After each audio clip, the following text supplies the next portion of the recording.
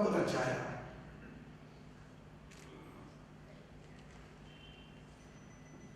कुछ एक पुराण में तो इतना विभत्स जिक्र है प्रभु की रासलीला का, मन करता है किसी दिन उसे मन से फाड़ के फेंका जाए। सारी पुराणे ईश्वरीय पुराण नहीं, मैं आपको बता रहा हूं, सारी पुराण ईश्वरीय वाणी नहीं है। कुछ पुराण तो ऐसे जिसमें अकबर का जिक्र है, एक अल्लाहोपनिषद भी लिख दिया गया है। इसलिए आप बहुत कॉशियस होकर इस धर्म के बारे में पढ़िएगा, क्योंकि धर्म को तोड़ने की कवायद 8वीं शताब्दी से लगातार चल रही है, क्योंकि बाहर से आने वाले लोग जानते हैं कि ये समाज जब तक धर्म से बंधा रहेगा इसको जीता नहीं जा सकता, इसलिए इसे तोड़ो। इस समाज को तोड़ने की कवायद हुई, धर्म को मिस इंटरप्रेट किया मैक्स मुलर ने, जिसके नाम पर दुर्भाग्य से दिल्ली में सड़क है, जिसके नाम पर दुर्भाग्य से दिल्ली के अंदर भवन बना हुआ है, उसने जिस तरीके से हमारे वेद पुराण उपनिषदों को एक्सप्लेन किया है, शर्म आती है उसे पढ़कर। कहीं कोई रियलिटी नहीं। अपने भगवान को बेइज्जत होने से बचाइए, पढ़िए। यदि आप भक्त हैं तो भगवान को पढ़िए, समझिए, सुनिए और उसे अपनी जिंदगी में उतारिए, तब जाकर आप समझेंगे कि आपका भगवान क्या था। नहीं तो आपके बच्चे आपसे यही कहेंगे, मम्मी ये बताओ सारे कृष्ण ने दुनिया भर के काम किए, पढ़े कब? अच्छा आप बताओ श्री कृष्ण कब पढ़े?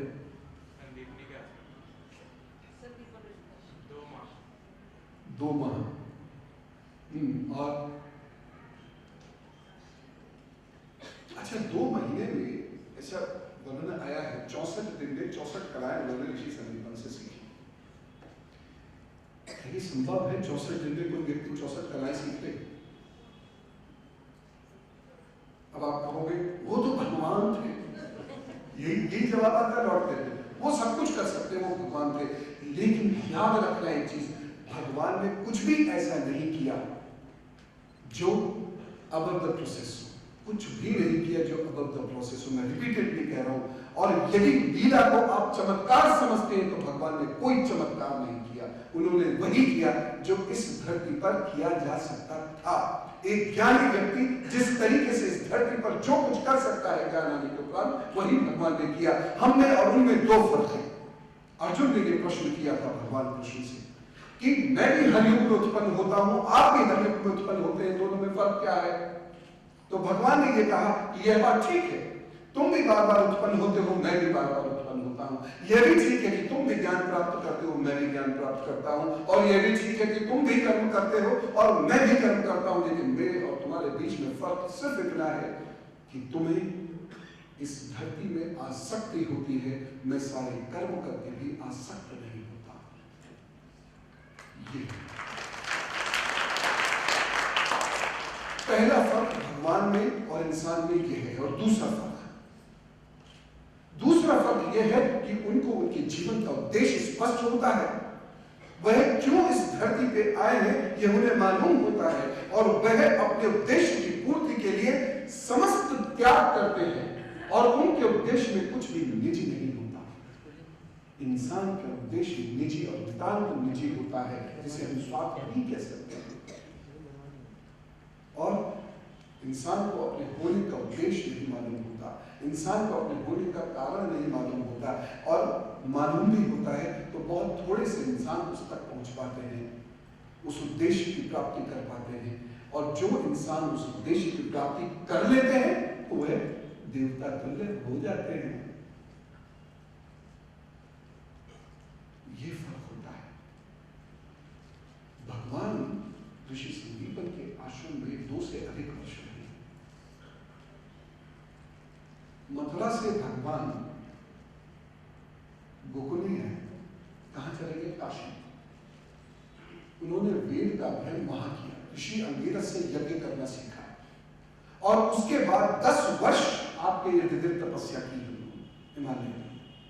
10 वर्ष हिमालय में तपस्या की। तपस्या का मतलब क्या है? अब ये जानना जरूरी है। हम क्या समझते हैं? एक टांग पे खड़े हो गए, यही समझते, पिक्चरों में ऐसे ही दिखाया जाता है। हम अपने भगवान को भगवान के इतिहास से तो समझते हैं, पिक्चरों से, टेलीविजन से समझते हैं, जिसमें भगवान यहाँ से वहां जाते हैं उड़ते हुए। हनुमान जी देख के बड़ा मजा आता है, करके पैर हिला जा रहे हैं, बस ऐसे ऐसे करके चले जा रहे हैं। कहाँ हुआ ऐसा? इतनी लंबी सी पूछ हनुमान जी की, कहाँ कोई ऐसा इंसान उत्पन्न हुआ था जिसकी इतनी लंबी पूछ थी? भगवान को बड़े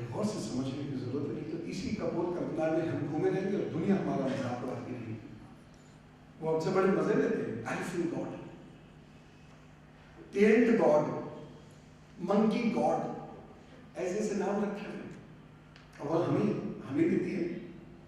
खैर, कृष्ण की ही बात करेंगे आज तो। 10 वर्ष तपस्या। तपस्या का अर्थ होता है मन और शरीर को साधते हुए साधना और स्वाध्याय करना। तपस्या के बिना आप पढ़ नहीं सकते। विद्यार्थियों ध्यान रखना, पढ़ना तपस्या है। आजकल पढ़ना आनंद ही मात्र होकर रह गया है, क्योंकि हमें सिर्फ नौकरी पाना होती है। भगवान को सिर्फ नौकरी नहीं पानी थी, उन्हें जगत कल्याण करना था, इसलिए वह पढ़े।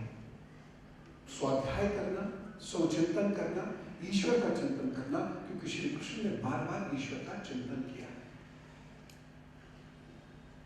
श्री कृष्ण ईश्वर की आराधना करते थे। और विद्यार्थियों में अब जो यंगस्टर्स जिंदगी में कुछ करना चाहते हैं, मैं आपको एक दिनचर्या गुजारने का सूत्र देता हूं। दिनचर्या श्री कृष्ण ने जो सिखाई है वह दिनचर्या। सबसे पहली चीज, सूर्योदय से पूर्व उठ जाइए। यह भगवान का संदेश दे रहा हूं आपको। एक अच्छी दिनचर्या एक उत्तम भविष्य का आधार होती है, इसलिए ये दिनचर्या उतार लीजिएगा कल से अपने जीवन में। सूर्योदय से पूर्व उठ जाइए, उगते हुए सूर्य के दर्शन कीजिए। क्यों? विटामिन डी और इंफ्रारेड रेज मैक्सिमम होती है उस वक्त, इसलिए आपके अंदर ज्यादा चैतन्यता होती है, इसलिए आप प्रभु का ध्यान ज्यादा गहराई से कर सकते हैं। और उस वक्त उच्चारण कीजिए ओम का, प्रथम अक्षर, प्रणव अक्षर। ओम अनाहत स्वर है, यह सूर्य ब्रह्मांड इत्यादि कुछ नहीं था। ये बड़ा एक मेरे मन का विषय है कि मनुष्य जब नहीं था तो क्या था, जब वो भी नहीं थे तो क्या था, तो सिर्फ पृथ्वी, जब पृथ्वी नहीं थी तो क्या था, सूर्य था, जब सूर्य भी नहीं था तो क्या था। और इसके बड़े गहरे वर्णन हैं, विशद विश्लेषण किए हुए हैं कि सूर्य कहां से प्रकट हुआ, सूर्य से धरती कैसे प्रकट हुई, लेकिन विषयांतर हो जाएगा। इसलिए मैं फोकस कर रहा हूं अभी भगवान ने क्यों, कितनी वैज्ञानिक दिनचर्या दी। सूर्य से पूर्व उठने वाला विद्यार्थी जीवन में मात नहीं खा सकता। और मैं दावे से कहता हूं, कितनी भी बुरी दशाएं शनि और राहु की चलती है, जिस व्यक्ति को उगते हुए सूर्य देखने की आदत हो जाए, कितना भी बुरा शनि और राहु क्यों ना हो, उसका रत्ती भर कुछ बिगाड़ नहीं सकता।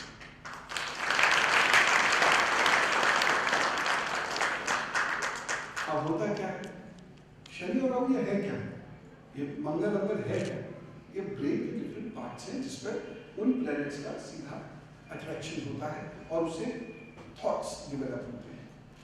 देखिए शनि जब भी आएगा हाइपोथैलेमस वीक करता चला जाएगा, यानी संवेदनाएं परिवर्तित होने लगेगी, स्वाद परिवर्तित होने लगेगा, दिनचर्या परिवर्तित होने लगेगी। जैसे कि शनि आपके ऊपर हावी होना शुरू होता है, सबसे पहला काम क्या करते हैं, हम सोते ज्यादा। दूसरा काम करते हैं कि हम सूर्योदय के काफी देर बाद उठते हैं, यानी सूर्योदय की होरा निकलने के बाद ही आपको लेकर सूर्योदय के 1 घंटे के बाद उठेंगे। बहुत गौर से सुनते रहिए। शनि अहंकार उत्पन्न कर देगा क्योंकि चंद्रमा शांत हो गया, इसलिए मन में करुणा खत्म हो गई, इसलिए हाइपोथैलेमस वीक हो गया, वेग आवेग संवेग सब अनियंत्रित हो गए हैं। ये चंद्रमा है, hypothalamus part of the brain is called moon, वह अस्त व्यस्त हो गया है। दूसरी चीज, शनि और राहु का प्रभाव हमारी प्रीफ्रंटल लोब को कमजोर कर देता है। प्रीफ्रंटल लोब में डिसीजन लेने की ताकत होती है। जब विनाशकारी विपरीत बुद्धि, ये जितनी भी कहावतें हैं ये सब वैज्ञानिक रूप से बड़ी ठोस है। शनि आते ही विनाश का प्रारंभ, और उसका प्रारंभ होता है विपरीत बुद्धि से। आप ऐसी जगह निवेश करेंगे जहां नहीं करना, उससे विवाह कर लेंगे जिससे नहीं करते, उससे दोस्ती कर लेंगे जिससे कुछ महीनों पहले तक नफरत करते थे, वह खाएंगे जो आपको नहीं खाना चाहिए, वह पहनेंगे जो आपको नहीं पहनना चाहिए, वह व्यवहार होगा जो आपका व्यवहार नहीं होना चाहिए।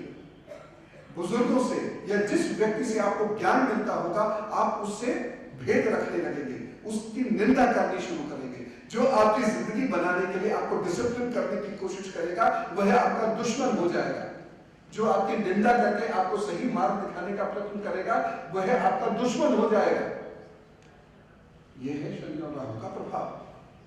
और जजमेंट पावर बहुत कमजोर हो जाती है। और यही सारी कैरेक्टरिस्टिक्स हैं हमारी फ्रंटल लोब की। शनि यदि आपका खराब है तो आपकी फ्रंटल लोब वीक हो जाएगी, और अगर आपकी फ्रंटल लोब वीक है आप गलत डिसीजंस लेके और गलत डिसीजंस लेके गत में चले जाएंगे। डिसीजन मेकिंग बहुत इंपॉर्टेंट होती है इस जीवन में। सही समय पर लिया गया सही डिसीजन आपके दुर्भाग्य को टक्कर देता है, और यदि आपने सही डिसीजन गलत समय पर लिया या सही समय पर गलत डिसीजन लिया तो आप दुर्भाग्य के जाल में उलझेंगे। यही शनि। सूर्य के सामने खड़े होते ही आपकी हड्डियां मजबूत होंगी, आपके रक्त विकार कम होने शुरू होंगे, इंफ्रारेड रेज से आपका ब्रेन चैतन्य अवस्था में आएगा, अवचेतन अधिक जागृत होगा। और जो लोग अवचेतन का प्रयोग करके सफल रहते हैं, चाहे वो खिलाड़ी हो चाहे वो भक्त हो। जिस वक्त क्रिकेट की बॉल 120 माइल पर आवर की स्पीड से आती है, चेतन मस्तिष्क नहीं काम करता। चेतन मस्तिष्क से तो बदला आ देगा, व्यक्ति कैच आउट हो जाएगा या विकेट पे घुस जाएगी। अवचेतन से इतनी फास्ट कैलकुलेशन केवल अवचेतन कर सकता है। जिस वक्त आप ड्राइविंग कर रहे होते हो, सामने अचानक कुछ आ जाता है, तो जिस चीज से आप ब्रेक लगाते हैं अपनी गाड़ी को बचा कर निकालते हुए, आपका अवचेतन मस्तिष्क होता है। इसीलिए मैं कहता हूं बच्चों अभी पूजा करो। बुढ़ापा नहीं होता है पूजा करने का समय, सत्संग नहीं होता है पूजा करने का समय। पूजा करना युवा होना, युवाओं से पूजा शुरू होनी चाहिए, बच्चों से पूजा शुरू होनी चाहिए, क्योंकि ब्रेन की सबसे ज्यादा आवश्यकता बच्चों को है, युवाओं को है। क्योंकि आपको जिंदगी बनानी है। यदि इस वक्त में नींद टेढ़ी हो गई, इस वक्त में बीज टेढ़ा हो गया, तो वृक्ष सीधा कभी नहीं कर सकता। पढ़ो, सत्संग में हम जाएंगे, हमारी पेरेंट्स को कहते हैं